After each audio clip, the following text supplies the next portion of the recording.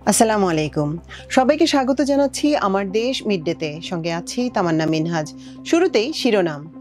বৃষ্টির অজুহাতে বেড়েছে কাঁচামরিচ, সবজির দাম। ইসলামী ব্যাংকের ফেসবুক পেজ হ্যাকড, ওয়েবসাইটে হামলার হুমকি। শহীদ আবরারকে জাতীয় ঐক্যের প্রতীক বলে মন্তব্য ডাকসু ভিপির। এক দশকে সবচেয়ে কম ইলিশ রপ্তানি ভারতে। গাজার দিকে ছুটছে সুমুদ ফ্লোটিলার ভেসে চলা একমাত্র নৌযান ম্যারিনেট। উন্মোচন করা হলো 2026-এর বিশ্বকাপের অফিসিয়াল বল ট্রায়োন্ডা। দর্শক, শুনছিলেন শিরোনাম, এবার জেনে নেব বিস্তারিত। সপ্তাহ জুড়ে রাজধানী ঢাকা সহ বিভিন্ন অঞ্চলে ক্রমাগত বৃষ্টির প্রভাব পড়েছে কাঁচাবাজারে। এমন পরিস্থিতিতে রাজধানীর বিভিন্ন বাজারে বেড়েছে শাকসবজি ও কাঁচামরিচের দাম। এমনকি মাছের দামও বাড়তি গুনতে হচ্ছে ভোক্তাদের। রাজধানীর অধিকাংশ বাজার ঘুরে দেখা গেছে অধিকাংশ সবজির দাম কেজি প্রতি 10 থেকে 20 টাকা পর্যন্ত বেড়েছে। সবচেয়ে বেশি বেড়েছে কাঁচামরিচের দাম। খুচরা বাজারে কাঁচামরিচের কেজি 280 থেকে 320 টাকায় বিক্রি হচ্ছে, যা এক সপ্তাহ আগেও ছিল 120 থেকে 180 টাকা। কারওয়ান বাজার, রামপুরা, শেওড়াপাড়া, মিরপুর 1, নিউ মার্কেট, হাতিরপুল বাজার ঘুরে দেখা গেছে কেজি প্রতি 80 টাকার নিচে কোনো সবজি পাওয়া দুষ্কর।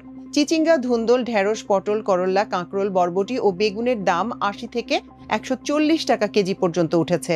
গোল বেগুনের কেজি এখন 200 থেকে 220 টাকা। সরকার 4 অক্টোবর থেকে ইলিশ ধরায় নিষেধাজ্ঞার প্রভাব পড়েছে বাজারে। বড় ইলিশের কেজি 300 টাকা বেড়ে এখন 2300 টাকা থেকে 2500 টাকায় বিক্রি হচ্ছে। ছোট ইলিশের দামও 1600 থেকে 2000 টাকা কেজি। চাষের রুই, কাতলা, শিং, চিংড়ি, ট্যাংরা, কই সব ধরনের মাছের দাম কেজি প্রতি 50 থেকে 100 টাকা বেড়েছে। প্রতি কেজি গরুর মাংস 750 থেকে 800 টাকা, খাসির মাংস 1100 থেকে 1200 টাকা এবং ব্রয়লার মুরগি 180 থেকে 190 টাকা দরে বিক্রি হচ্ছে। দেশি হাঁস 600 থেকে 650 টাকা, রাজহাঁস 2000 টাকায় বিক্রি হচ্ছে। সম্প্রতি এস আলমের অবৈধ নিয়োগকৃতদের চাকরিচ্যুতির ঘটনাকে কেন্দ্র করে হ্যাক করা হয়েছে ইসলামী ব্যাংক বাংলাদেশ লিমিটেডের অফিসিয়াল ফেসবুক পেজ। একই সঙ্গে ফেসবুক পেজের প্রোফাইল ও কাভার ছবি চেঞ্জ করে একটি হুমকিপূর্ণ বার্তা প্রকাশ করা হয়েছে। শুক্রবার ভোর 5:42 ব্যাংকটির অফিসিয়াল পেজের এক পোস্ট থেকে বিষয়টি নিশ্চিত করেছে hacker group. Team MS 470X নামে এই হ্যাকার গ্রুপ দাবি করেছে ব্যাংকের কার্যক্রম পর্যবেক্ষণ করা হচ্ছে এবং খুব শিগগিরই তাদের ফেসবুক পেজ ও ওয়েবসাইটে সাইবার আক্রমণ চালানো হবে। হ্যাক হওয়ার বিষয়টি নিশ্চিত করেছেন ইসলামী ব্যাংক বাংলাদেশের জনসংযোগ বিভাগের প্রধান নজরুল ইসলাম। তিনি জানান, আজকে ভোরে ফেসবুক পেজ হ্যাক হয়েছে। বিষয়টি সমাধানে ব্যাংকের IT বিভাগ কাজ করছে। তবে হ্যাক করার পর কয়েকটি পোস্ট দেয়া হলেও বর্তমানে ব্যাংকের ফেসবুক পেজটি আর দেখা যাচ্ছে না। ছাত্রলীগ নেতাকর্মীদের নির্মম প্রহারে নিহত বাংলাদেশ প্রকৌশল বিশ্ববিদ্যালয়ের শিক্ষার্থী আবরার ফাহাদকে আধিপত্য ও আগ্রাসনের বিরুদ্ধে প্রেরণার বাতিঘর বলে মন্তব্য করেছেন ঢাকা বিশ্ববিদ্যালয়ের কেন্দ্রীয় ছাত্র সংসদের ভিপি আবু সাদিক কায়েম। বৃহস্পতিবার রাত 11:30টার দিকে কুষ্টিয়ার কুমারখালী উপজেলার কয়া ইউনিয়নের রায়ডাঙ্গা গ্রামের গোরস্থানে আবরার ফাহাদের কবর জিয়ারত শেষে সাংবাদিকদের সঙ্গে আলাপকালে তিনি একথা বলেন। আবু সাইদ কায়েম বলেন, শহীদ আবরার ফাহাদের প্রতিবাদ থেকেই বাংলাদেশের প্রতিটি ক্যাম্পাসে গণজাগরণ তৈরি হয়েছে। গত 16 বছরে ফ্যাসিবাদী শাসন ব্যবস্থায় ছাত্রলীগ ক্যাম্পাসে সন্ত্রাস চালিয়ে শিক্ষার্থীদের অধিকার কেড়ে নিয়েছে। যে কেউ আধিপত্য ও আগ্রাসনের বিরুদ্ধে কথা বললেই তাকে হত্যা বৈধ হয়ে উঠেছিল। বাংলাদেশ কার্যত ভারতের একটি সাবলেট উপনিবেশে পরিণত হয়েছিল, যেখানে ভারতের ইচ্ছামতো সবকিছু চলত। তিনি আরও জানান, শহীদ আবরার যে প্রতিবাদের পথ দেখিয়েছেন সেটির ভিত্তিতেই জুলাইয়ে বিপ্লব হয়েছে।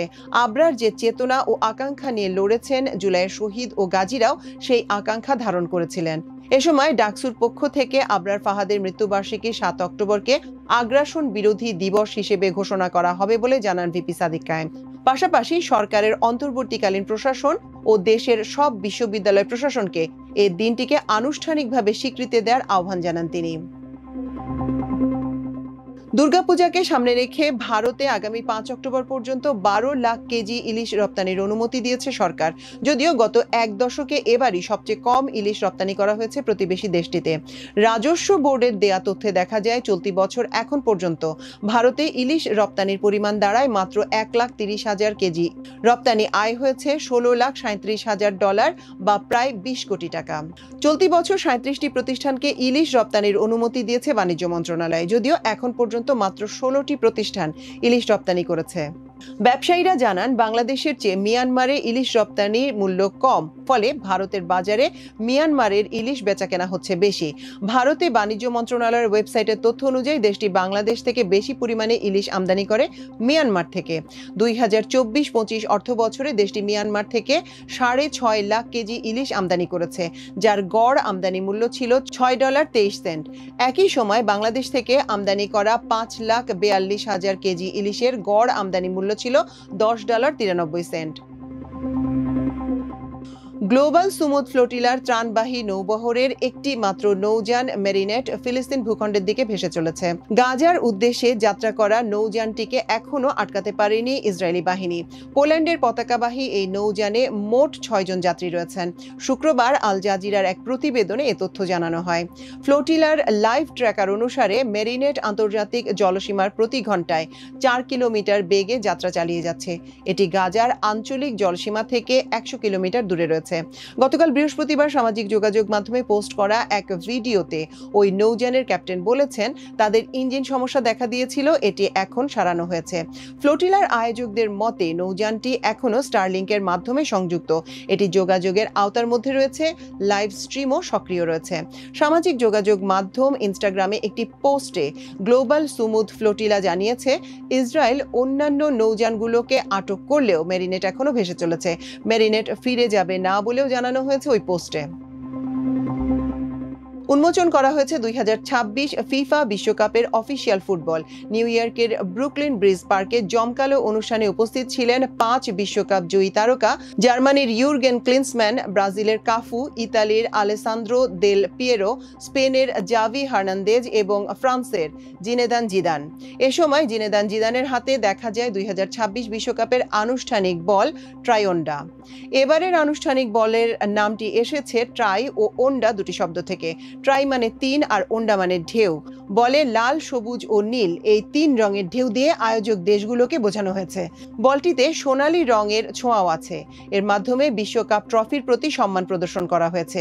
ট্রাইওন্ডা বলটি তৈরি করেছে ক্রীড়া সামগ্রী নির্মাতা প্রতিষ্ঠান অ্যাডিডাস। এ নিয়ে টানা 15 বারের মতো ফিফা বিশ্বকাপের বল সরবরাহ করছে প্রতিষ্ঠানটি। এবারের বলটিতে যুক্ত করা হয়েছে অ্যাডিডাসের কানেক্টেড বল প্রযুক্তি। বলের ভেতরে থাকা 500 হার্জ সেন্সর VAR ব্যবস্থাপনার দায়িত্বে থাকা ব্যক্তিদের রিয়েল টাইম তথ্য দেবে।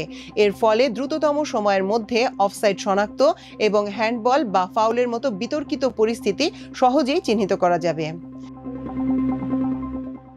দর্শক, আমাদের মিড ডে নিউজের আয়োজন ছিল আজ এই পর্যন্তই। আগামীকাল ইনশাল্লাহ একই আয়োজনে আবারও আপনাদের সঙ্গে দেখা হবে।